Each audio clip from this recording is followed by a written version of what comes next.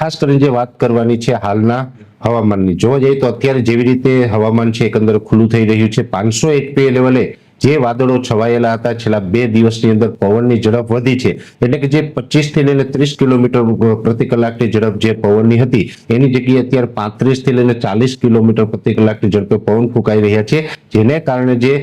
500 HPA લેવલે જે વાદળો હતા એ પણ હટવાનું ચાલુ થયું છે અને હવે ધીમે ધીમે આકાશ છે એ ખુલ્લું થતું જાય છે. ટેમ્પરેચર છે એ પણ વધી રહ્યું છે, લગભગ હવે આવનારા 1 થી 2 દિવસની અંદર તાપમાન છે એ 40 ડિગ્રીને પાર કરે તેવી પણ શક્યતાઓ છે. પણ ખાસ જોવાનું એ છે કે જેવી રીતે આપણે મે મહિનાના છેલ્લા અઠવાડિયાની અંદર અનેક જગ્યાએ પ્રી મોન્સૂન એક્ટિવિટીના વરસાદો જોયા, અમુક જગ્યાએ અતિભારે વરસાદો પણ નોંધાયા, એવી જ રીતે આપણે ઘણા સમયથી જે એક અનુમાન આપતા હતા એ મુજબ જૂન મહિનાના પહેલા અઠવાડિયામાં પણ ફરીથી પ્રી મોન્સૂન એક્ટિવિટી થાય તેવી શક્યતાઓ છે, જેમાં ખાસ કરીને 2, 3 અને 4 તારીખ એટલે કે 2 જૂન, 3 જૂન અને 4 જૂન એમ 3 દિવસ સુધી રાજ્યના અલગ અલગ વિસ્તારોની અંદર પ્રી મોન્સૂન એક્ટિવિટીના ઝાપટાઓ જોવા મળે તેવી શક્યતાઓ છે. પણ ખાસ કરીને જોવા જઈએ તો જે મે મહિનાના